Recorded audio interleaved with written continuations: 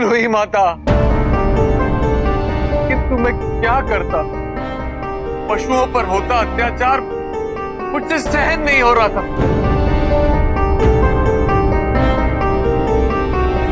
उनकी पीड़ा देखी नहीं जा रही थी मुझसे, इसीलिए अधीरता में ऐसा कर बैठा।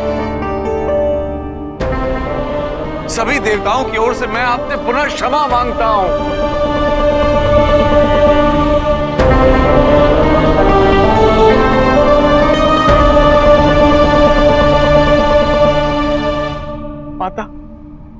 माता आपने क्षमा किया ना?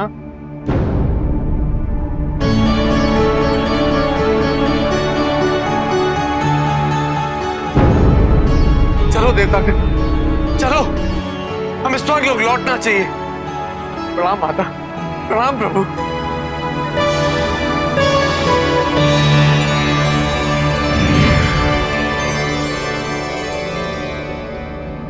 वन देवी,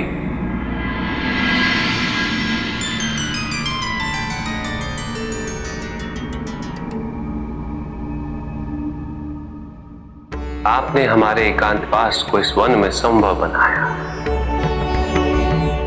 इस महान कार्य की पूर्ति हेतु आपका सहयोग और आपका योगदान अत्यंत महत्वपूर्ण था। नहीं महादेव, यहाँ पे आपका और माता पार्वती का पदार्पण हुआ। ये तो मेरा सौभाग्य था, आपका संगीत सुनने का अवसर मिला। गर्भगृह में आपकी और माता पार्वती की साधना का अक्षोभ समस्त वन अनुभव कर सका।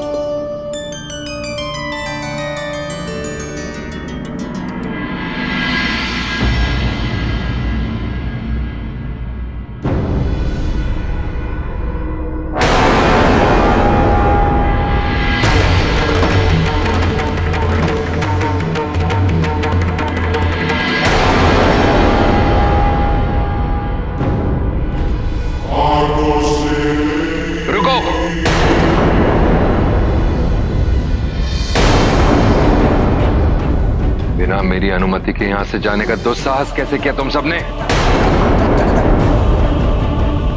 यदि प्रकृति मेरी अर्धांगिनी होती तो मैं भी ऐसी बड़ी बड़ी बातें करता, ये भ्रम उत्पन्न करता कि कहीं कोई पक्षपात नहीं, संतुलन असंतुलन की मिथ्याओं में उलझा देता तुम सबको, वर्चस्व की व्यर्थता पर ज्ञान देता, जबकि मैंने स्वयं प्रकृति को अपने अधीन कर रखा होता उस महादेव की भांति।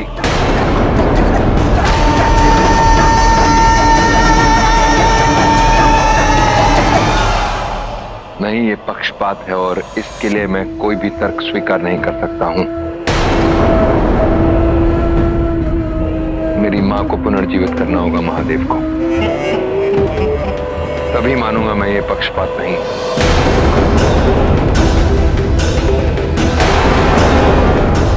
और यदि महादेव ने स्वयं यह कार्य नहीं किया तो मैं यह अधिकार अपने बल से प्राप्त करके रहूंगा। जिस प्रकृति ने मेरी मां को मुझसे दूर किया, वही प्रकृति अब मेरी मां को मुझे लौटाने में सहायता करेगी। जो भी मुझे रोक सकता है, रोक के दिखाए। प्रभु, गौ माता कामधेनु और अन्य पशुओं की रक्षा करने के लिए धन्यवाद।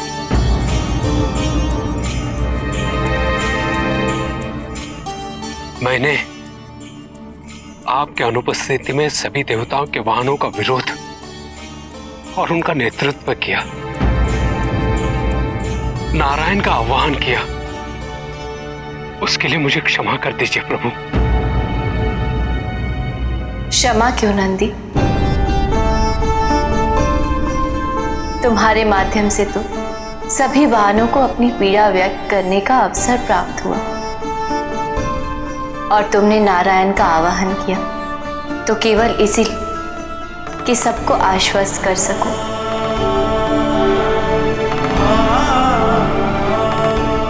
कि स्वामी और हम शीघ्र ही उनकी चिंता का समाधान करेंगे। अब सभी वाहन अपने अपने देवी देवताओं के पास पुनः लौट रहे हैं।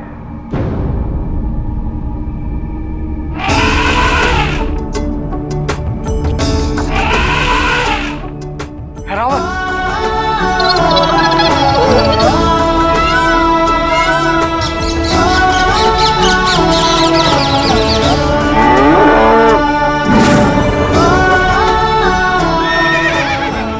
कामधेनु भी स्वर्ग की ओर अग्रसर है।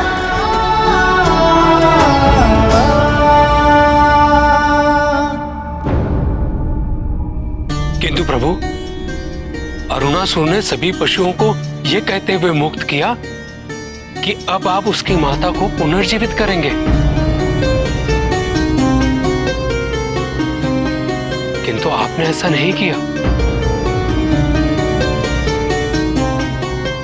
तो क्या ऐसे में अरुणासुर शांत बैठ जाएगा?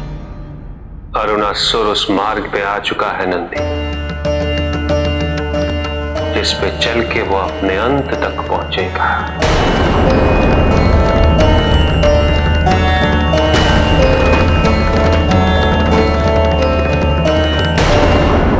जो कुछ हुआ तुम सभी ने प्रत्यक्ष अपने नेत्रों से देखा। देवताओं ने सदैव यही किया। ब्रह्मा, विष्णु, गणेश, नारद और महादेव सभी ने तो कह दिया कि मेरी मांग अनुचित है, किंतु किसी ने भी मेरे प्रश्नों का उत्तर नहीं दिया। फिर मैं कैसे स्वीकार कर लूं कि जो वो कह रहे हैं वो सत्य है? नहीं, मैं नहीं मानता किसी त्रिशूल की शक्ति को, नहीं मानता त्रिदेव को।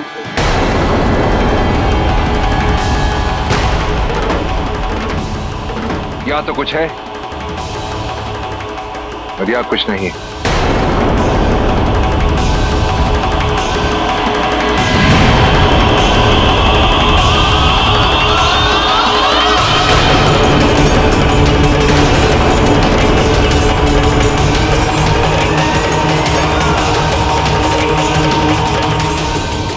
आज से समस्त लोगों में चर्चा होगी तो केवल त्रिशूलधारी अरुणासुर की होगी। त्रिशूलधारी अरुणासुर की! त्रिशूलधारी अरुणासुर की!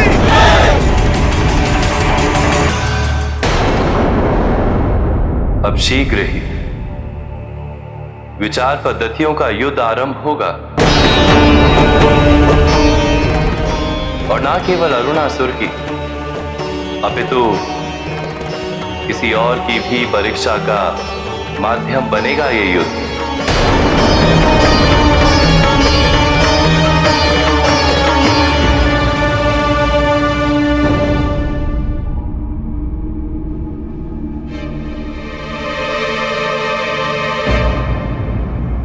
आदेश दीजिए पिताजी।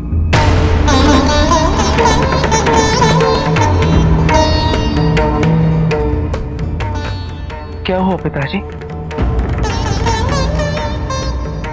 अरुणासुर कार्तिकेय, उसमें सामर्थ्य था अपने उत्थान का,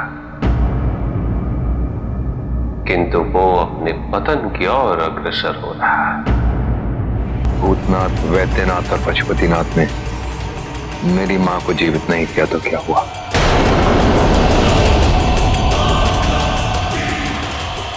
मैं अपनी मां की आत्मा उससे वापस लेकर आऊंगा जो ले गया था।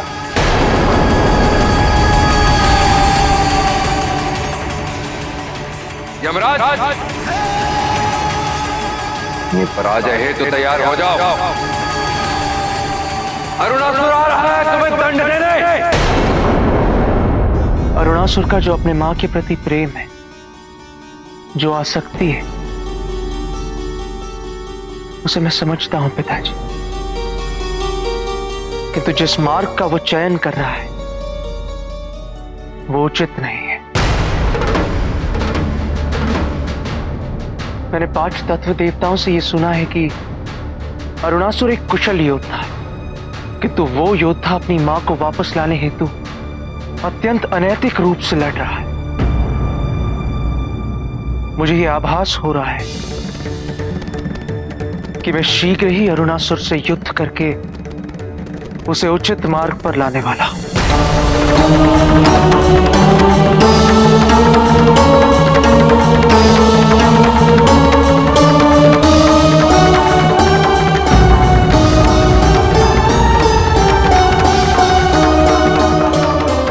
तुमने कई युद्ध लड़े हैं पुत्र,